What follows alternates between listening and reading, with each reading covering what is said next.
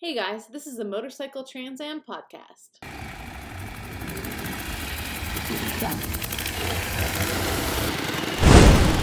Start this off with thanking our sponsors, Legends Motor Co., the Antique Motorcycle Club of America, Competition Distributing, and Veritas Vintage. Hi everybody, we are back again this week. We're here with Bill Page, the Harley Whisperer. So hey Bill, how you doing? I'm good. Excited to be here with you guys. Yeah, thanks for coming on, Bill. Definitely appreciate you taking time out of your busy day. We know you're always working on Harleys over there, so. Yeah, always something to do. Yeah. How many JDs have you built in the last few? I should say last year. Complete bikes or motors? Just motors alone. I know you're ripping through quite a bit of motors there. Yeah, I've done 8 motors in the last 6 months. Wow, that's crazy. Yeah. I like to do them, and they're a lot of fun, and they're most of them are for friends, and hopefully all 8 of them plus mine will be on the Trans Am. Yeah, that'd be awesome. I know you built a few bikes for the Trans Am already. How's yours going? Is yours ready to go? You know what you're riding yet? Yeah, I'm riding my 1916. Okay, so you're gonna ride the 16, huh? Yeah, I refurbished that bike after the 2000. I rode that bike on the 2018 Cannonball. Yep. And it made every mile and then some. And I refurbished it, put a brand new paint job on it, and it's just not going to go somewhere. Yeah, that's awesome. I'm glad you're bringing that back out. I was thinking about doing a 25, and I even thought about doing my 25 with the sidecar and trying to get my daughter to go. Oh, that'd be cool. Yeah, and if she at this time doesn't, she's got 2 teenage kids, and she doesn't think that she could take the time off right now, but she thought it, because Billy and I have done so many rides together, 3 Cannonballs together, and she thought it would really be fun. But if she would change her mind at any time, I will get the 25 ready with the sidecar and her. That'd be really awesome. I know in the past, seeing Doc always has a sidecar with him, and a couple other guys too, I know taking sidecars. That'd just be a kind of a cool experience for sure. Yeah. Yeah. Then if I got her to go, and if she decided to go, then I think I could get Billy to go, and then I'd have both my kids with me. Oh yeah, that'd be really cool. Yeah. Then the whole family will be able to stop out for that Twisted Oz stop. Yeah. Yeah, we're going to be going right by your house pretty much. Yeah. Pretty close. Yeah. Yeah, that'll be nice. That reminds me, I got to get with you, because there's we ran, when Tom and I were out last summer mapping in the first about 3/4 of the route, I'd say. We went all the way through Kansas on that section there. We stopped and saw you guys and Kelly over there at the museum. I got to get with you and have you kind of help me with some of the back and side roads out there, because Kansas is so hard because it's so flat and straight. It's like you're either on like a main highway or you're not. So it's like we got to I want to get with you and kind of fine tune that area of the course before it's all said and done. So yeah, I was planning on that. Whenever you tell me or what where you want to discuss and you get freed up, we'll do that. Yeah. I'll get with you, because obviously, we have some projects going on here. I know you mentioned you were going to be coming out here to pick up your JD chopper, so maybe we can go over some of that stuff then. Let's start at the beginning. How did you get into antique motorcycles? I didn't really get into antique motorcycles until after 2011, and I think maybe about 2010.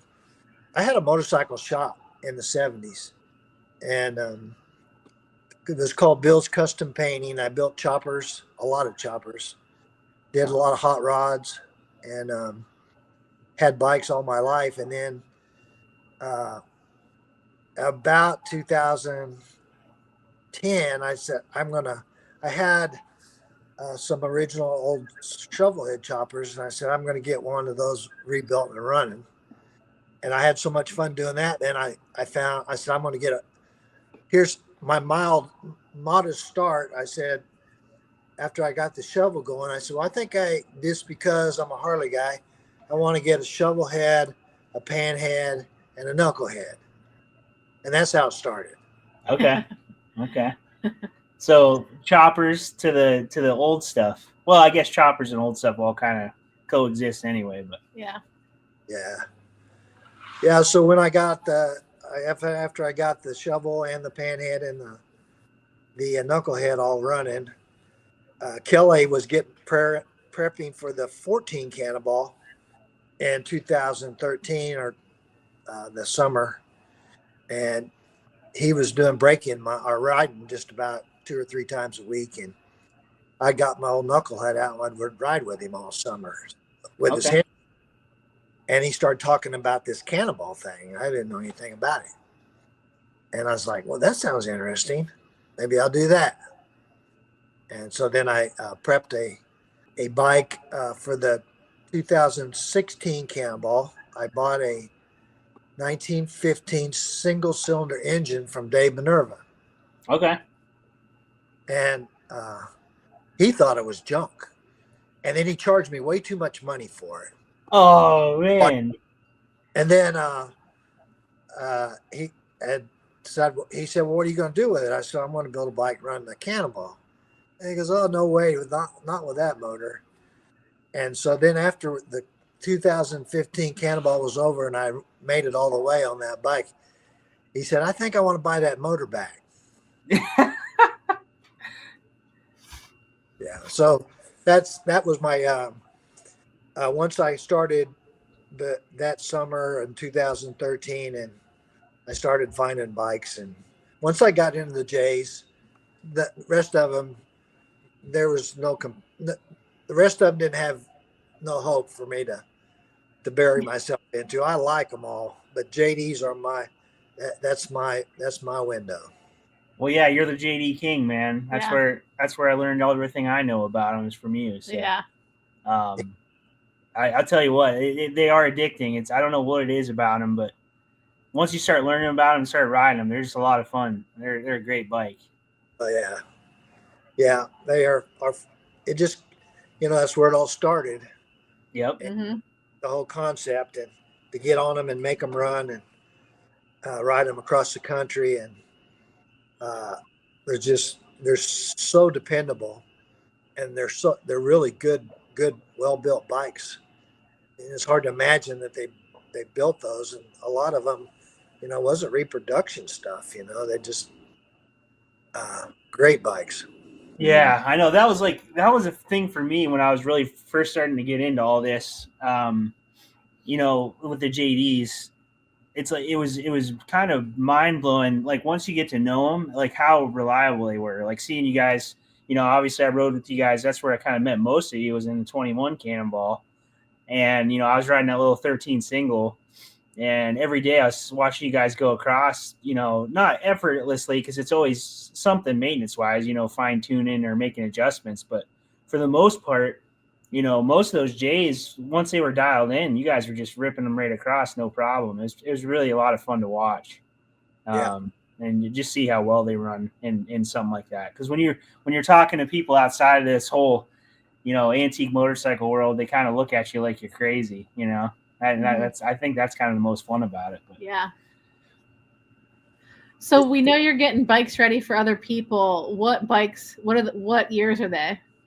19. I did a 1919 for help Rodney Sterling. I hit a 1923 or 21 for Pat Olson. And I refurbished his motor. I sold him that motor for him to do the Cannonball, and built that motor, and he breezed through the Cannonball, and he says, well, this is no problem. It's a lot of fun. But I've worked on a John Bartman's 23. I built a 25 from scratch just for the race. I built a motor for Mike Butts, a 1920. Um, I built a motor for a friend of his up there in Minnesota, a 1922. Oh yeah, that's Scott? Steve Oh, Bernardson. Yeah, yeah, Steve. You're building the frame. yeah. I'm doing the frame for Scott. Oh, is it Scott? Scott, Yeah, yeah. Scott Bernardson. Sorry, Scott, if you're listening. And then also Pat. I'm doing a frame for Pat too. So both of your motors are going in one of our frames. That's pretty cool. That's pretty cool. Yeah. Then I of course kind of went through mine, the 16 earlier last year, and I'm sure I'm gonna be prepping a bike for Dr. Bart. You're gonna get him to go with us? Oh yeah, I think so. He's just old man. He's gonna retire in June. Okay. Perfect. And from his practice, and so I told him there's no reason why he can't go. It would be awesome to have him. I know I've only Yeah. met him a handful of times, but he seems like a really nice guy. Super nice guy. Yeah. Smart guy. You know, he's a neurologist. When we did the chase, the last chase together, and they had those stupid quizzes, you know, Yeah. and paid all the miles on the chase with the bikes, no problem. But, you know, taking the quizzes, part of the scores. And for the last one, the first couple of days, I was a 10 question, you know, on the test, I'd get like 3 or 4 right, you know, or maybe 5. Yep. And then Bart, he kind of figured it out, and we roomed together. And he said, I get this all. So we'd get back at night, and he'd lay out things to study and help me, you know. And he's got a memory like crazy. And so he would start bringing these things up and quizzing me, and all of a sudden we started getting 9s and 10s on the quizzes. Oh man. The points ladder, and I wouldn't have done any of that without Dr. Bart. Yeah, so you had the inside scoop with Dr. Bart. Yeah. Now I know. I got you. Yeah. I did bad on those quizzes, man. I didn't miss any miles on the last chase, but man, I didn't do well in those quizzes. Yeah, you know, it is what it is. A lot of guys thought it was fun. I still think it's kind of stupid, but Well, hey, yeah, you know, honestly, going across on an old bike is tough enough. You know, it's like when you add a quiz to that, it's like, oh man, now you got to pay attention while you're riding that Yeah. old bike. yeah, you know, especially old guys, they're like me, that, you know, you say, well, you're going to cross this bridge, and the name of the bridge is so-and-so, Bridge John or whatever. It's Yeah. like, okay, I'll remember that. You know, an hour later, I don't remember the name of that bridge. No, especially when your bike starts making a funny noise. All you start focusing on is what you got to do to fix it. What was that bridge? I don't remember. But you younger guys got memory. You can remember that stuff. I tell people, it's like when I was still in my 50s, I thought I was a spring chicken. In my 60s, I could do anything I wanted to still. And in the 70s, I'm starting to question some of it. Yeah. Let's talk about any special memories that you have related to endurance runs like this. You know, cannonballs, chases, or just, I know you've done a ton of other ones too. Any special memories with those? Oh yeah, you know, just the things that everybody goes through on every day is a totally, you know, if you're going to ride 16 days, the Trans Am won't be just one adventure; it's 16 adventures. Every day is something different, whether it be the terrain or what your bike does, or you know, what you got to fix, and story about fixing stuff, you know, that that goes in your memory banks forever. You know, you like, for example, my shifter arm bolt or broke on my single in the 2016 Cannonball, and I was in 3rd gear. I couldn't shift, and we came through this little town, and right outside this little town, there was an oil field maintenance building, and had pipe out in front of it, and some trucks and stuff, and they had their garage door open. And I thought, them guys will have tools or bolts. So I just peeled off the road and drove right inside their building before I shut her. And they all jumped up and looked at me and they said, "Oh my God, what is that?" And I said, I explained to him what I was doing.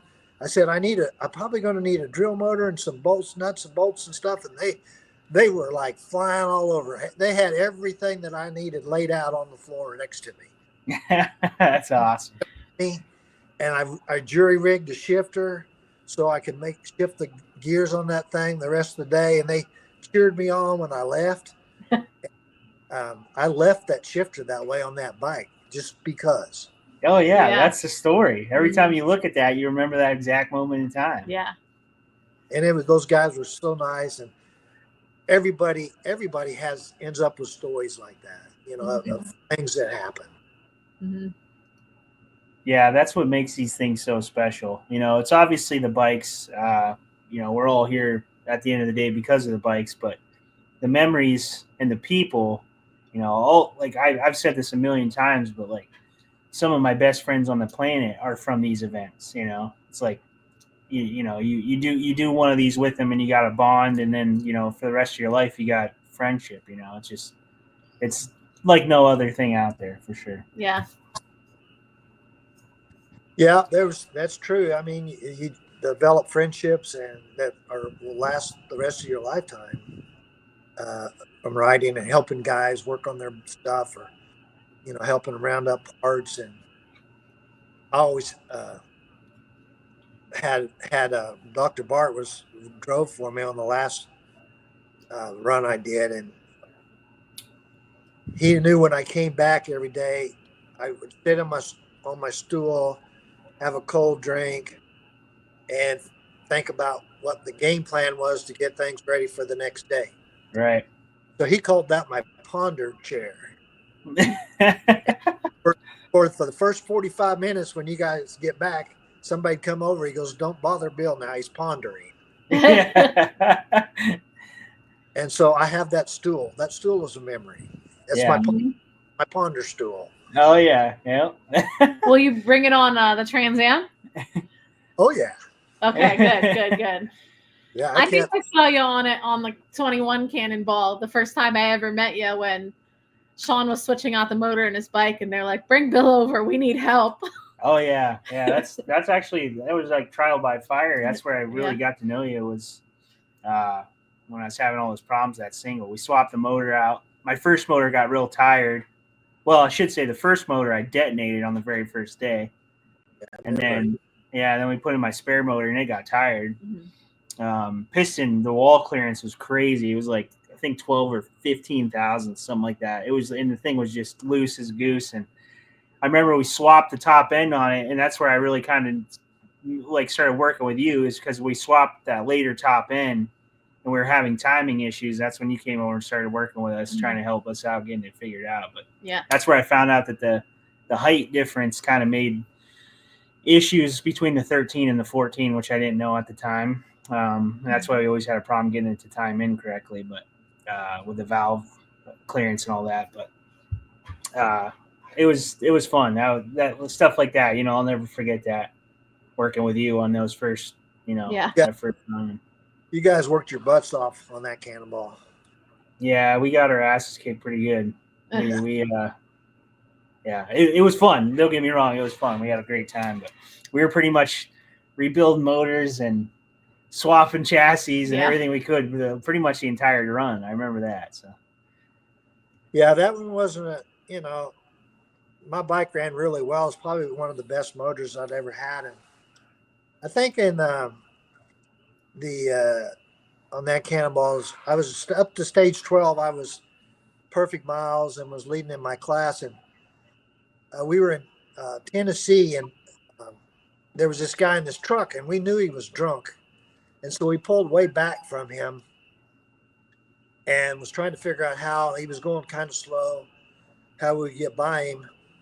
And he, all of a sudden, when we got up to him, he was parked on the left-hand side of the road, the opposite side. And we thought maybe he was just going to be stopped there. So we all kind of decided to go on. And as soon as we got up to him, and I was leading the group, as soon as we got up to him, he darted straight across the road. Oh my gosh. And I had to lay my bike down, slammed on the brakes, laid it down on the side, and kind of followed him on the other road, but didn't quite make it. And I clipped his rear of his truck and went into the ditch, and he kept driving. He just kept going. Oh my gosh. Man, I didn't remember That's that. a nightmare. Yeah, that's crazy. I said I had 3 strikes on that cannonball that I had to endeavor. And so I got up and checked everything, and matter in hell, I wanted to chase the guy down, but it was more important for me to get back on the road. Yeah. And so I got the bike and started right back up, and everybody said, "Are you okay? Are you ready? Are you ready to go?" And I said, "Yeah, let's go. Let's just go." And so we finished that day, and then the day after that, about 50 miles after the start, my motor started making some noise, and finally it was popping out. I had an exhaust valve problem. I knew that, so I stopped, and it was I broke a cam follower in the rear cylinder. Yeah. And so that was my second strike on that cannonball. And the third cannonball, just to make a long story short, my third thing, it was the next to the last day. I got it bike fixed that night, running good, made it all, the next day miles. And then I think the next was the second to last day or next to the last day. I can't remember. Billy's broke a push rod. And we had a spare push rod, but I'd forgotten it was for my bike, and I had the earlier push rods and the pin holder. Yep. So that push rod wouldn't work on his bike, and he had a perfect score going. Oh. And so he said, "Well, what are you going to do?" I said, "What can I do?" And I said, "I'm going to take my push rod and my pin or my lifter base and put it on your bike, and you get on down the road." He goes, "What about you?" And I said, "I'll just sit here. It don't matter." So I changed all my stuff out, gave it to him. He went on and ended up getting a perfect score that year. Wow. That's awesome. That's really cool. So we had three sacrifice on that cannonball. Wow. Yeah, that's the stuff it's all about, is trying to fix that stuff on the road and keep them going. And I mean, you sacrificing your stuff to get Billy going down the road, that's just super cool, Yeah. I remember hearing that story before. I didn't know. I thought it was a pocket. I didn't know it was a push rod. I thought he lost a pocket or something, but it was a push rod. Yeah. I didn't see one break like his. It just 2 inches from the top, it just broke in two. So snapped right off. Yeah, and that's why I tell people you can fix these things and get them ready to go as good as you think, but they can break in an instant. It's tough. Mm-hmm. Yeah, that's what makes it the challenge. Is it's not, I tell people that all the time. It's not you against everybody else. It's you against that bike you're on. That's really what it is keeping yourself healthy enough and fit enough to wrench on the bike all the way across, because you're going to have to touch something eventually, just a matter of what and how bad. Yep. What do you think the biggest difference is from, the pans and shovels that you kind of started on to the JDs when you're doing rides like this? Well, any bike that has a circulating oil system, and I tell people this, and I've been working on these old Harleys my whole entire adult life, but it's not an antique bike. It's a vintage bike, but it's not an antique bike. Mm-hmm. So the main difference between a knuckle or pan or flathead or a shovel is they have a circulating oil system. Their motor pumps oil, it circulates it around, runs it through your heads. You get cool. It's just like a modern day bike. The modern day bikes do the same thing with no difference. A total loss oil system bike, which is a true antique bike, is a whole nother ball. And you have to keep fresh oil in it. You got to keep the oil from getting too hot so it don't cake on you and build up. And it's a challenge. You just don't ride the bike. During the day, you ride it and work it. You got to be aware of what you're doing, your oil system, your speed, your RPMs, the heat factor. Uh, so it's the extra challenge is it's just not a ride. You got to know what your bike's doing. Right. Mhm. Yeah, you definitely have to have mechanical aptitude for sure. Because, like you said, Yeah. you got to monitor all that stuff all day, every day. I think like that's probably one of the biggest challenges too, is like keeping oil in it. Like if you don't have your oil system completely dialed in, you got to carry enough oil with you during the day. I know George had a lot of oil and issues on that 13 when we went in 21, and that was one of the big problems he had was, that motor really wasn't vetted, and he didn't really know it inside and out, like what you're supposed to do, and he couldn't keep oil in it, And I think that's what another thing you helped us with is we eventually ended up getting rid of that check valve that was in there, and it helped out quite a bit. Same on Tom's 12 single. We ended up.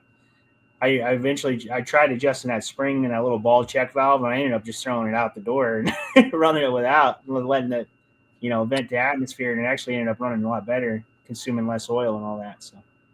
Yeah, I remember telling George on that when I found out what you guys were having trouble with. I was like, I do my oiling on the J model by minutes, not by miles. Right. So whether you're moving or not, if the bike is running, it uses or burns the same amount of oil. So I told him, I said, just pump one pump every 20 minutes, no matter what. And that's what he started doing. Yeah. It worked. Yeah, I mean, bike ran great, once he could start, like I said, the biggest issue he had was oiling and keeping it in it. It seemed like I always wanted to push it out of it just as fast as it went in, And that the other thing it really helps too is like on the later style, like the J models and stuff, they have the hand oil pump on the tank. That's a huge benefit having that manual oiler, like you said, because then you can reach down every couple, 20 minutes and then give yourself a squirt. Same as like the VLs and stuff, but that saved my butt big time in the past. And with the singles, like, if I ever attempt to ride a single cross country again, I am putting a hand pump, fitting on there so I can manually push oil in that motor. Oh yeah. That's a big thing on those total loss systems, because that drip feed is just like so unreliable. You've had a lot of time to look at our route and everything we're doing. What are you excited about most with the Trans Am? Oh, I think the East Coast stuff is always a challenge. Some of the East Coast hills, I call them hills, but they're really steep. They're not mountains, but they're really steep hills. And some of that is pretty challenging. I've rode through a lot of that, on modern bikes and antique bikes, and it's beautiful. It's absolutely beautiful. And some of the back roads through there. Then you get to the Midwest, and you kind of just like endure that to get through it, and then into the West Coast and the mountains and stuff. So the East Coast, and then after we get back from out of Kansas into Colorado, are the two things that I'm. And the East Coast is the thing I'm looking forward to the most. Mm-hmm. Yeah, we have some really nice routes on the East Coast. Our starting line is really nice, and then the first 2-3 days is going to be really nice. Actually, pretty much it's pretty nice roads all the way into Missouri. We stay there at Cape Girardeau, right on the Mississippi, and then after that we start getting to No Offense, Kansas. And once we get to Kansas, it kind of gets flat and long, and heading towards your hometown there. But yeah, there's a few parts of Kansas that's pretty interesting in the southeast Kansas, but the rest of it, it's not not so much. Yeah, I like Kansas. I used to do a ton of work out there. One of my favorite times in Kansas is actually like dusk, like right before the sun goes down out there. It's like you guys have some really nice sunsets out there, and I know it's nothing out there. Like everybody always just thinks it's fields and emptiness, but you got rolling hills and some wood lines and some really scenic areas too. And it's a cool state. I always liked it. But. Yeah, I would move out of here, but My wife won't move unless all the kids and grandkids move wherever we're going to go. Of course. Yeah, you got to pick up an entire page generation and move them out of there. That'd be a lot of work. I said it's just easier just to stay. Yeah. Yeah. I can always go visit you other guys. Yeah, Yep. that's right. Yeah, everybody's just a few day ride away from on a truck or whatever, you know. Mm-hmm. If I can keep my phone going, I'll show you my 16 bike. Yeah. There's the 16. Can you Oh, see yeah. it? Yep. Yep. It's just lagging, so keep it slow. Yep. There you go. Yep. Yep. Yeah. That thing's My sweet. Barb. The get on this side so maybe the light's a little bit better. Can you see that? It's a little tough, but we can see it. We can see the bike. The light is directly on it, so it's kind of blurred out. Let me see. Close my door. Oh, geez. How's that? There you go. Yeah, we can see it. Yeah. That thing's Nice. sweet. I love that bike. This works so well. It's just crazy. I just got lucky. And then this is the 25 that I want Dr. Bart to ride. Here. Oh yeah, that's the one you See just this did. one? Yeah, Yeah. that one's sweet. Do I recognize Yeah, those tanks? Those gas tanks? Yeah. These gas tanks came from Competition Distributing. You know those guys? I think so, yeah. Yeah, Okay. that's a cool bike. That turned out really nice. Yeah. So if Dr. Bart goes, that's the bike that I'll put him on. Heck, if Dr. Bart doesn't go, I'll jump on that thing. Mm-hmm. There you go. Yeah, I'll let you ride it. It's one of the best riding bikes that I've built. It's really comfortable, really strong, 74-inch motor. I don't know if you can see some of my bikes I got crammed in here. People can see those. Oh yeah, Yep. I love that. You got a great collection. Every time I come out there, I love seeing them. Yeah. So there's my sidecar rig that if my daughter goes, I will ride. Oh yeah, the 25. That thing's sweet. Yeah. Okay. It's cool. See your race bike over there. Yeah, that poster that you want's over there. Yep, I can see my name in the top left corner there. Did you get the gears ready for Sons of Speed? Yeah, I got the sprocket on the jack shaft assembly. I'm working on regearing the pea shooter and stuff right now, but we should be ready. You're going down there, right? Yes. Okay. Yeah, unless you don't need me. No, we always need you, Bill. We always need You're you. our pit leader, man. There's my 15 single. That's a killer bike. That's the one you climbed Wolf Creek Pass with, right? Yes. Yeah, that thing's a beast. What are you doing to get the 16 ready specifically for the race? Tires. This one's all ready, but what I would normally do is the only thing I have to do this one is put a luggage rack on it, and but I would, once you got the bike, for somebody just putting the bike together and you ride it, and I'd recommend 500 to 700 miles, no more. But within 500 miles, you'll know everything's going to work on the bike or not. And a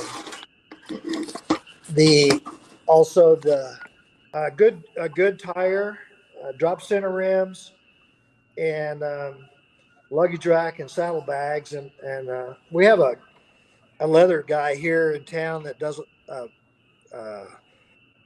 horse saddles. He does a lot of horse stuff, and he makes the coolest saddlebags. And he's going to make me a set of saddlebags for the bike. Oh, cool. That's really cool. I like the handmade tack stuff. That always adds another level to it. Yeah. So, I got to get that done. And then, like I said, once you get your bike dialed in, and what I'll do with this one, at 30 days prior to getting ready to go, I'll ride it every day. And I won't ride it a long ways, but I think it's very important. A lot of guys ride them and they get them broke in and just let them set again. And bikes don't like to set. Mm-hmm. And so, whether it's a 10-minute ride or a 15-minute ride or a 5-minute ride, once I'm 30 days out of a competition, I'll start it and ride it every day, once a day. That's some good advice. I like that. I never really took that into consideration, because I always know your other saying too is once you put a bike in a trailer, it never runs the same. Yeah. So, these old bikes don't like to set. Once they get broke in, once they get everything working, lubed up, you keep it moving. And so it doesn't take a lot. It's 5-mile ride, 10-mile ride. Just start it, ride it, bring it back. Next day, start it. And then, so when you get to the start your bike's ready. It starts. You've been starting it every day for 30 days. Yeah. No, that's really good advice. I like that. I'm gonna adopt that for myself. Yeah. Plus, it gives me an excuse to ride every day too. Yeah, got a good excuse. I went one year, even with our winters, it was hot, and my New Year's resolution, it's been quite a few years ago, but I was going to ride every day of the year. Oh, wow. Like, no matter what the weather was, I was going to ride a motorcycle every day of the year. I didn't make it, but I probably rode 300 days that year. That's a lot. That's a lot of days, man. Do they not put salt on the roads in Kansas? Yeah. Oh. Yeah, they do, but we don't get that much snow 4 or 5 times a year. Yeah. Okay. So, yeah, you guys just get wind and cold. Yeah. We just get wind and cold. Yep. Not a lot of moisture. What would you recommend for guys coming into this for the first time, or even newcomers that don't have a ton of experience under their belt, like tools to carry? What would you not leave the start line without every day?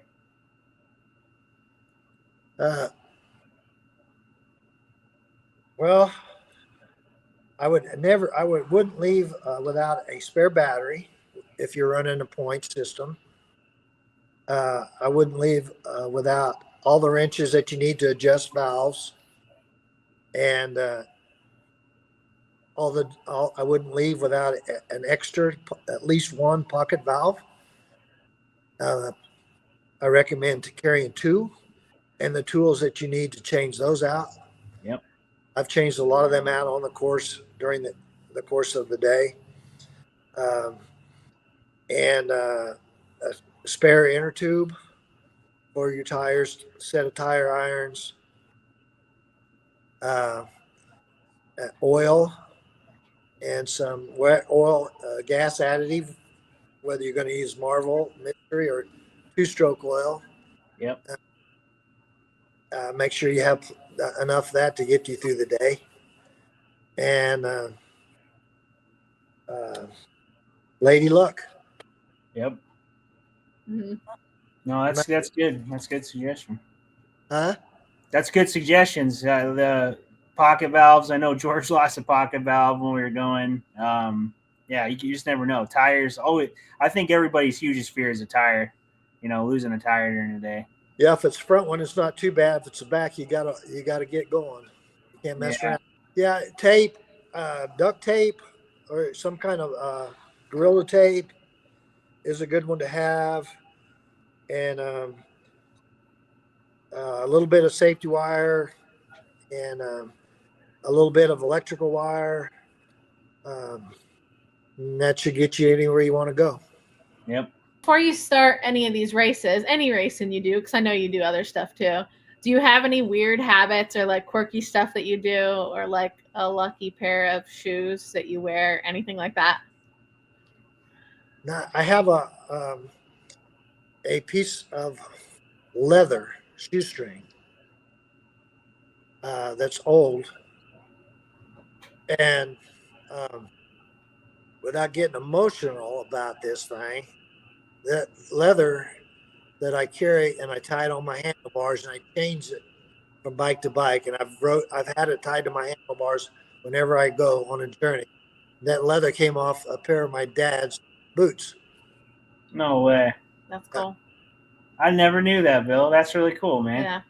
I carry that and I tie it on the handlebars, and when I'm riding, a lot of distance riding is mental solitude and being relaxed. And a lot of times I'll be riding along and I'll just reach down and just grab that little piece of leather and rub it and think about some things that I need to do and then keep on going. That's really cool, man. Well, it must be working for you because I know you made it across just about every damn time. So your dad must be there with you when you're doing that. Yeah. And maybe. That's pretty cool. Yeah, I was younger. He's been gone a long time, but me and him were pretty close, like my son and Billy and I are close. So yeah, I'm lucky. That's cool. Yeah. That's super cool. And what's really funny is a lot of guys, my friends, when they come here to work, they say, you need to get some new tools because my tools are old. And my personal tools are old, but a lot of the tools that I keep and I use every day were my dad's. Oh, wow. That's super cool. That's cool. Yeah, that it's neat to have something like that to be able to, keep with you as a memento and, give you that extra push you need, That's really neat. Mm-hmm. So what are you hoping to take away from the race? Like achieving, getting a certain place or camaraderie with other guys, or what are you hoping to take away? My main goal on any of these is I ride basically against myself. And my main goal is to complete the ride. Yeah, it'll keep going. And that's it. I don't care. A lot of guys are the competitive driven to want to try to win. And one of these days I should build a bike just to try to do that. But it's not as interesting for me to do that is to compete against myself and to finish. Mm-hmm. And that doesn't mean that you're not going to break or that maybe you're going to miss a few miles one day or 2 days or 3 or 4 days, who knows? But you fix it and you get back on it and you finish. If you finish, you're a winner. Yep. Yeah. No, that's what it's all about. It's you and that machine, trying to make every single mile you can. At the end of the day, too, if you really work at, putting in your best effort, no matter how many miles you make, I feel like you can kind of hang your hat on that because you're already doing something that most of the population would never even attempt, let alone, ever think about doing. So yeah, that's a win already, Yeah, it's it's not about the miles. It's nice to get all the miles, but like you said, even if you miss a lot of them, you just keep fighting it and you keep putting it back together and finish the race. Just finish. Yep. That, Tom, my first one, I went in completely blind. And, that's what Tom really drove home to most of us. We all kind of were very unprepared, to say the least. And it was like we just kept wrenching and doing the best we could. And even if, we blew a motor up and we had no alternative, we'd pivot and try to figure something else out. And I think, at the end of the day, we got our butts kicked, but we can always look back and say, hey, that was a lot of fun, so it's what it's about. Well, I'm excited about it. I'm excited that that it's going to be 100-year-old adventure and for bikes. And I know that the number wise, we probably could have got a lot more people interested. I know I keep getting people talking to me all the time about, can't you just, raise it up to 90-year-old bikes or whatever. But there's just something about the century-old stigma that just gives it that extra. Yeah. Keeping it at 100 years old really, I think, adds to the lore of the entire event. not taken away from any other bikes by any means. You know, we love all those bikes, VLs especially, but it's just it just adds that extra specialness to the whole event, and kind of, I don't know how you would even say it, but it's a special group of people willing to take on that challenge of 100-year-old only. Yeah. You know, we have a guy over in Italy that reached out to Kelsey just a week ago, and he didn't have a 100-year-old bike, but his buddy did. And he told, he's like, hey, if we're gonna come over from overseas, it's a big commitment, cost, everything. We need to be both of us so they can help split costs and ship their bikes and everything. And we're like, hey man, we're really sorry. We'd love to have you guys, but we have to have that 100-year-old mark. So he actually went after a set of 25 cases, and he's chasing and switching the cases out on the bike. And to me, that's awesome. I told her, I was like, that's what it's all about. That's the people you want in there, is willing to go through that extra effort to really passionate. Yeah. So that's totally cool. Yeah. I mean, it's a huge commitment regardless, and then to have to come from overseas, and now he's changing his whole motor out just to be able to do this. That's what's really special about it. It's like, and, in another couple years, it'll be a 27 ready to go. So it gets a little bit newer each time. Yeah. But it's going to be a great ride. Some great people are on it. Really good people. And I know that everybody will be helping everybody else at night, and cheering everybody on. And it's like, what's really cool about these events and the antique bikes is that, you want everybody to do good, Yeah. And you do whatever you can to help everybody do good. Yep. I even let George borrow my lucky pipes. Hey, he returned them to you. Talk about memories. That's one I'll never forget. George losing his exhaust. Oh my God. I'll never forget Tom's face when George said he didn't know where his pipes were at. I thought Tom was going to lose his mind. George came over to the trailer that night. He goes, you got any pipes? You're the only person on the planet that would have a set of pipes, by the way. I said, oh yeah, I got a set of pipes. And I said, I don't know. I got to think about this one. I really want them to. I loan them to you, but these pipes are my lucky pipes. They're real. And if I would lose one, they would kill me. Oh God. He goes, well, think about it and let me know. So I thought about it. I said, oh man, George is such a nice guy. He's like, okay, you can borrow. He goes, take care of them. I said, I know you will. You're a brave soul there, Bill, because George was losing stuff left and right on that one. That was crazy, man. I could go on for days about that whole thing with those guys. It was like again, it was trial by fire. But I'll never forget, one of the most memorable things was George on that 13. The one morning I was push starting him because his skip chain, in the mornings the bike was really cold. We were down in Arkadelphia. I'll never forget this, in Arkansas. And I was push starting him every morning so that he didn't blow his skip chain off starting the bike, pedaling to fire the bike up. And we go to push him, and I'm behind him, pushing as hard as I can. He's going to bump start it. Well, it fired, and when it went, he engaged the clutch on it, and it was like full speed because, no transmission. He hit that curb, one of those curbs in the parking lot, and the front of that bike went straight up and down. He was riding a wheelie across the parking lot in that 13. We were all our face.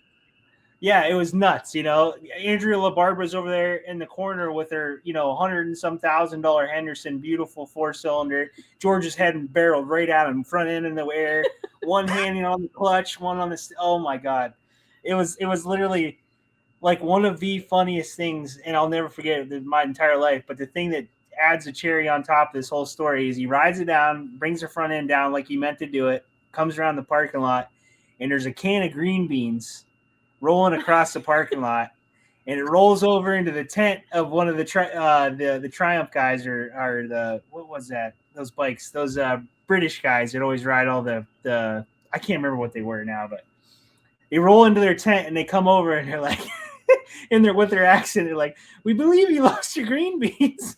we lost it. Tom and I, once we found out nobody was hurt and George didn't kill anybody, including himself, we cried. We were laughing so hard. I'll never forget that. Tom looks at George, why do you got green beans in your saddlebag?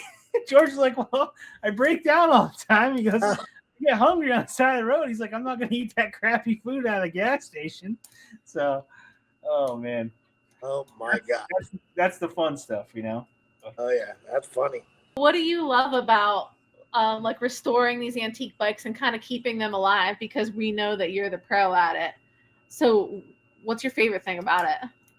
I think that I love to find old bikes, and I've got quite a few of them in here, and I could show you which ones that are original, and not necessarily original paint, but original for the era. Mm-hmm. A lot of the guys back then would build in, especially on the VLs and some of the old early flatheads and knuckleheads, and they would paint their bike the way they wanted it. And when you find one of those bikes, and even it may not be an original paint bike, it's part of what that bike, the history of that bike.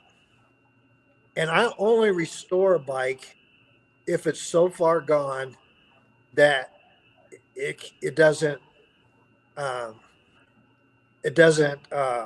you can't really tell what it is. And so to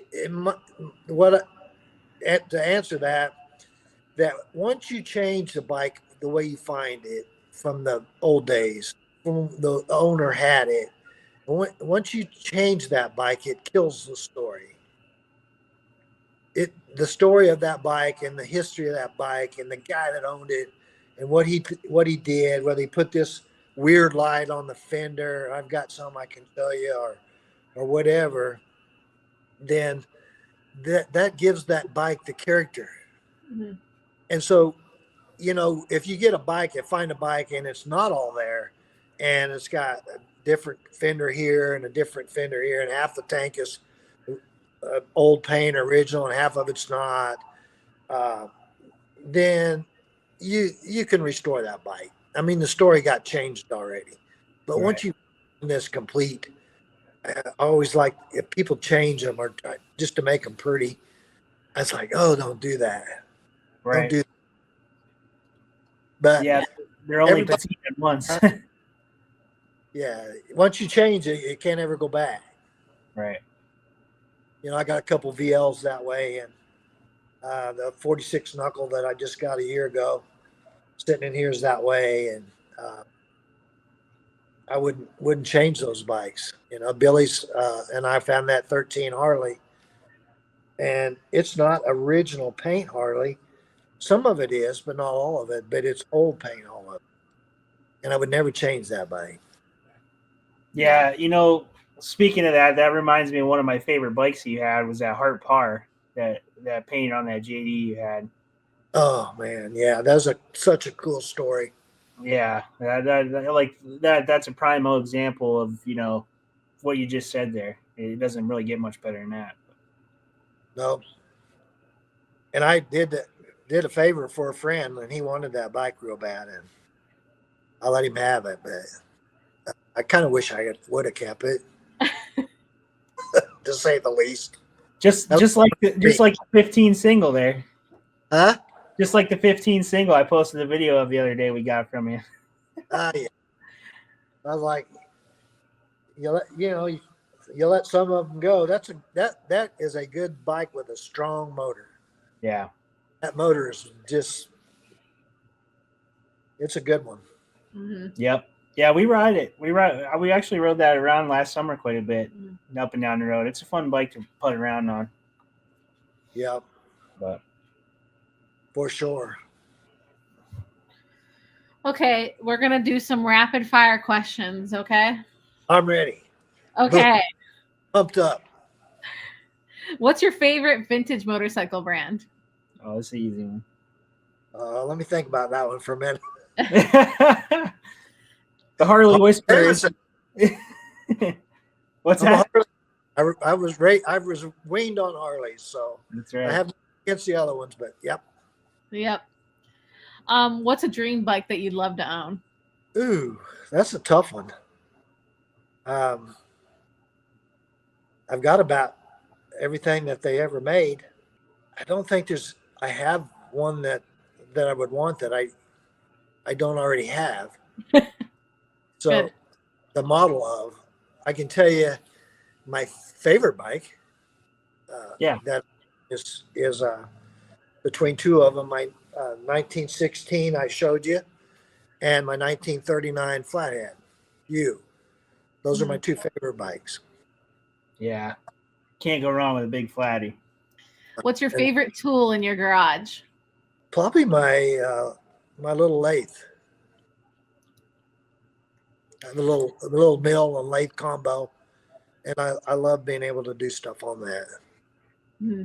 And I'm not a machinist like Sean is or anything, but if I'm forced to it, I can make a part.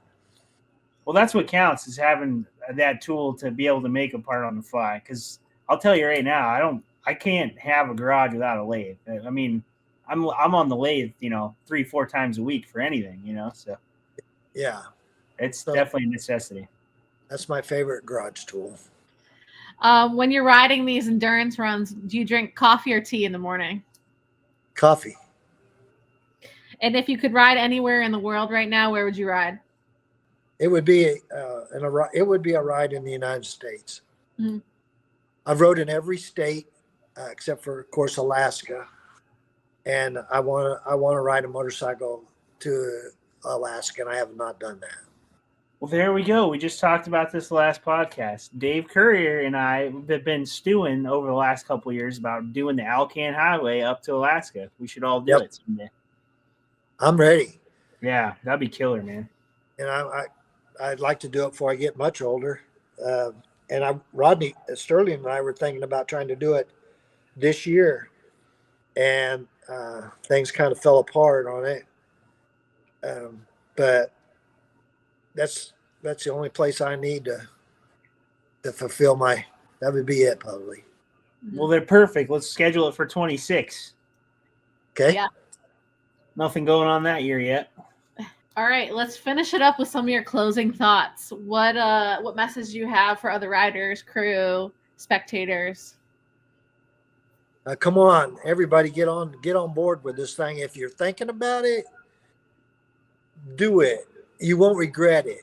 If it's your first time, there's plenty of us out here that can help you get a bike ready and get it together. And it's not always about, some of us do it because we love it. And if you even thought that, get it done, get signed up, go. I can't wait to go. It's harder every time with my body parts are kind of getting wore out, but I'm getting them replaced. And I got a knee replacement, and that thing is as good as it's ever been. So now I just got to get my right hip done, but I'm not going to do that before. Yeah. But that's my closing thoughts. I'm excited about the ride. I think the ride itself is going to be awesome. Just absolutely beautiful ride. The destinations, the stops, and like I said earlier, to everybody, don't think of this thing as one adventure. It's 16 adventures, and it's 16 adventures that you won't regret. Well said, Bill. Yeah. Well, thanks for coming on, and thank you for being on our board. I know you guys did a lot of work, so I really appreciate that. No problem. Was glad to help. And I think that the rest of us now just hopefully I don't have to build too many more motors for people, but. Well, we appreciate everything you've done. You've been a huge proponent behind this whole thing, and helping everybody with the motors. I know you've built a lot of bikes for guys already to run in this race, so we wouldn't be able to do it without you, Bill. So thank you. Yeah, my pleasure. Looking forward to it. And you guys have a blast at the auction. Tell everybody hi for me, and I'll see you in Daytona. Sounds good, man. Okay. Bye. Bye.